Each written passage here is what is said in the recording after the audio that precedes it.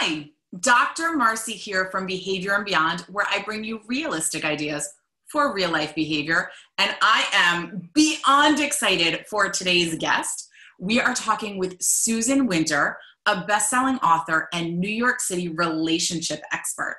Welcome, Susan. Hi, Dr. Marcie. How are you today? I am wonderful and thrilled to be sitting down to chat with you. As you know, I'm usually talking about parenting, so I'm talking to adults about how to deal with their children.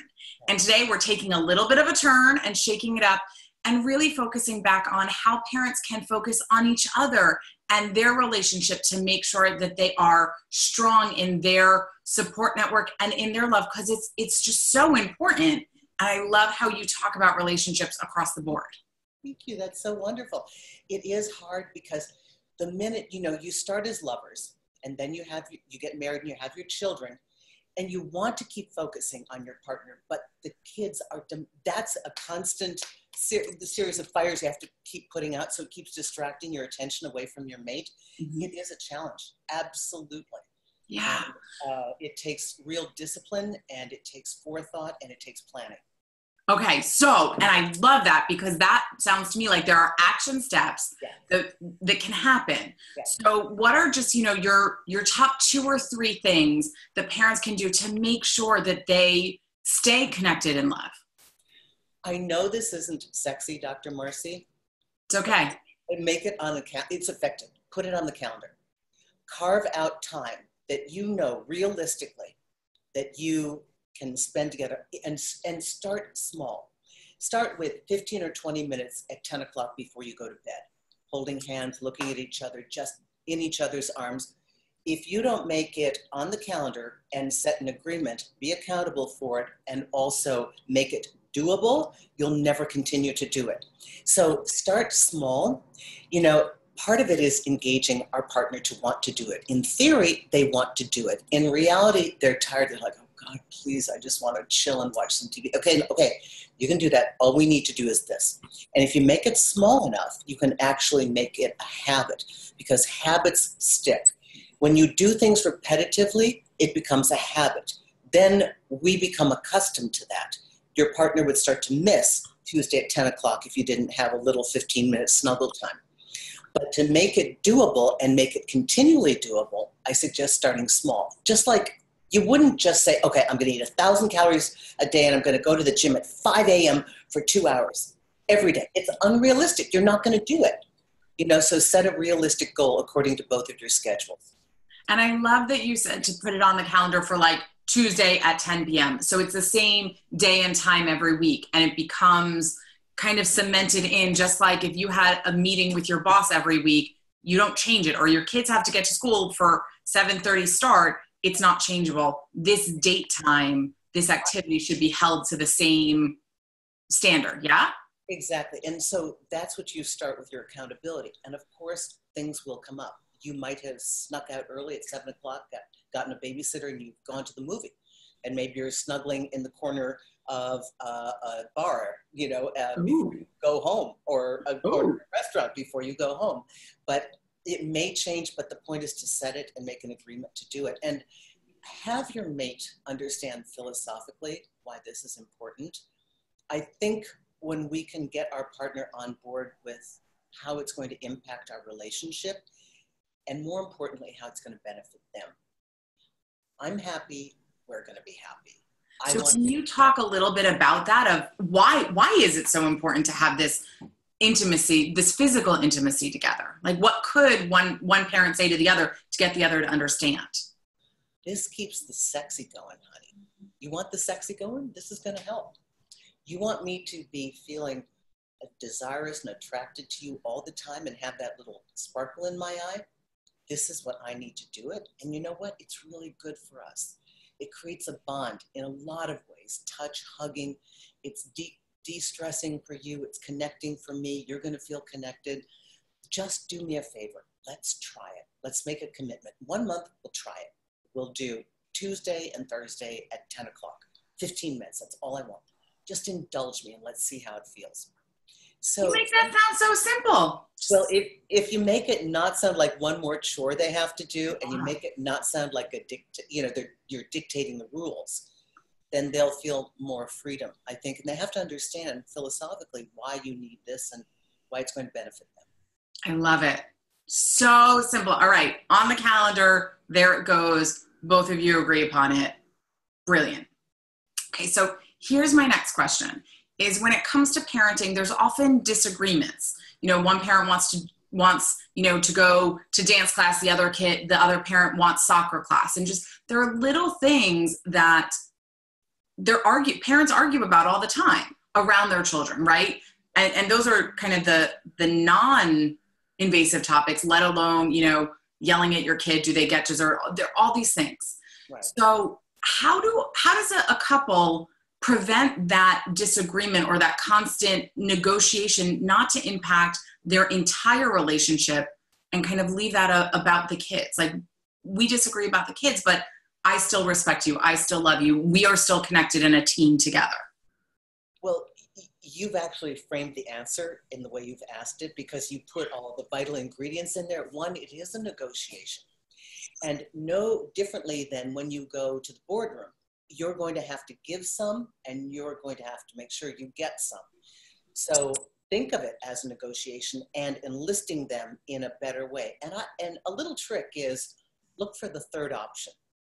Your partner has their point of view, you have your point of view. What have you not considered that's the third option? I like that. Because there's always somewhere in the middle or some alternative that's neither. Yeah. Because if we get too fixated in our positions, we can't move. And so what we're looking for is the teeter-totter. We're looking to find our way to the middle. Maybe we have to make a whole new teeter-totter and find our way to the middle. So creative thinking and enlist your partner in problem solving. You could make it fun. If you approach it with a sense of humor, a lot of the meltdowns that we have with our partner, I kind of had to go to a default of, when I would be met with a stone wall, I had to figure out, how do I get around this? And so I'd start to use humor and make it really light and start the conversation. It doesn't seem like a conversation, doesn't seem like we're having a talk, and yet things are going to be resolved. So I start fooling around and throwing things out, and then just the lightness of my mood allows them to be more flexible and say, we have got to figure this out. We got 2 minutes to sign up. Is it going to be baseball or is it going to be, hockey, whatever. So I think that's awesome. I love it. And how do they make sure that not every conversation they're having is around parenting? Well, it's hard because you've got kids. That's a mental discipline. Look, get a babysitter, get Aunt Tilly to take the kids for a day. I mean, do whatever you have to do to carve out private time. It's going to be hard because your parents, that's your number one thing, is watching over your little ones. But good news, they're going to grow up. Bad news, you can have different problems. You're both going to tear your hair out together. You're going to find things for which you don't think there's a solution. Then finally life changes and then you've got the greatest kid in the world. So I don't know. I think you've got to hold hands and just, work your way through it. You're not going to agree on everything. Well, what have you found? What's your golden key? For the disagreements? Yeah. I tend to go for decide what's best for your child as opposed to what you think is best. Right? Like, I want to do ballet because I took that as a kid, and you want to do soccer because you did that as a kid. Well, okay, but what does our child actually need? What do they show the most interest in? That's easy. Make them the third option. Yeah. Great. Oh, look at that. Yeah, I like that. Well, that's what you were doing anyway. That's brilliant. Mm-hmm. So as you were talking there, you talked about the kind of the stress of parenting, right? So many of the families in my community have children with special needs. And one of the biggest things that I wanted to see if you had some wisdom around is the divorce rate is even higher around children with special needs, significantly higher than the general public, which is plenty high enough. So just that stress of, is there a way to use kind of the challenges that arise to bring you together as a couple as opposed to tear you apart? Well, you really need backup. Know one person or two people can be the full-time caregivers to a special needs kid, it is so all-consuming. You need to reach out to your community, reach out if you have the financial resources, find out when you don't have the financial resources, what organizations will help you, because whomever the person is that's the main attendant needs to have a backup, and the backup needs to have a backup, or you guys will burn out so quickly. When my mother was incapacitated, I went through this. I had a main caregiver, then I had a backup for him and a backup for the backup. And even with me, it was just, it's a lot. And sometimes finances impact what you'd like to do as opposed to what you can do. In that case, it seems the opposite of what should be done, but the couple has to get away and get time for themselves to play and relax. They have to take a break or they'll burn out. Yeah. So in some way, I mean, what that answer feels like is sort of like your answer to the first thing that we started talking about of you have to schedule the time to make sure that you guys can get the respite you need. And parenting can feel so demanding that you're just constantly on the treadmill running, but taking that time to say, okay, every 6 months, we're going to take a weekend away or whatever it is that you can do. But I also love the idea of community because it really does take a village to raise a child. And I think that's a beautiful point that you bring up to make sure that they're having that support. And there are other parents in the same situation. Put your heads together. How are they handling it? Can you, since they know if they live anywhere near your community, can they take over so you can take a shower, get your nails done, feel like a human being again, get some sleep? I mean, so you could help each other. Maybe asking those kinds of questions. Two people can't do it alone. Got it. So learning to ask for help is really a huge piece of maintaining the relationship. That's a therapist, and you ask, you know what the questions are. I love that. You bring on all the information. A little bit. So, which brings me to just one more thought that I would love for you to touch on is, I think that can sometimes feel really selfish of what I'm going to ask someone for help, or I'm going to even ask my partner for help so that I can take a nap or so that I can get a massage or get my nails done. Like that's for me, but I think self-care isn't selfish. And in relationships, how do you help people navigate through really being willing to ask for the help that they need so that they can maintain their grounding, but also be willing to show up and give that to their partner? So there's guilt when we ask for it for ourselves. And we're exhausted oftentimes when we want to be patient with our partner. You know, self-care has really had some changes around its definition over the last 5 or 6 years. I used to think years ago, I'd see these women, the women who lunched, and they would get a massage. And I thought, why are you getting a massage? The woman who's standing on her feet for, 10 hours in Bloomingdale's, she needs the massage, not you, right? But I'm starting to understand that the philosophy is that we have to recharge. And if we don't recharge and we're not connected, we cannot serve, help, and heal others. And even in businesses such as ours, where we have clients that are constantly in meltdown or crisis, I was just telling you before we went on air that I snuck away for 20 minutes on the elliptical in between my clients having a meltdown so I could be focused for you and focused to come back to them. And it's a discipline. You have to find a mental agreement. You have to philosophically agree with the rationale that allows you to do it in order to do it without guilt. Yeah. And from what listening to you, it also makes me think, and it will strengthen the relationship, because if you have your 20 minutes to go on the elliptical or to go get your nails done, you're then going to come back recharged, not only for your children, which is, what I usually talk about, but also for your partner. That now that 20 minutes of snuggling Tuesday night is going to feel even better because you can actually be present for it. That's right. That's right. Because to encourage your partner to say, listen, I'm not being indulgent. I'm not feeling entitlement here.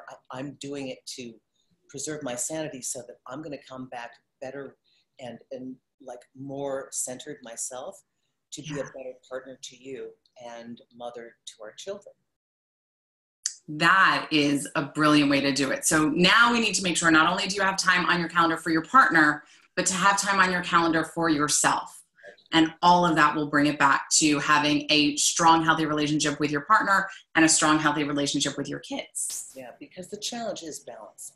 It really is. Because I used to watch the Ed Sullivan Show, and they'd always have, in these variety shows, they'd have the guy he'd be twisting the plates on the sticks. And it would remind me so much of my own life. It's like this one's going, okay, this one's getting wobbly. Then you pay attention to this one, then that one's going off. And it's like, oh my gosh, work, family, career, a puppy, children, how do you keep it all going? So we have to stay centered, as you said.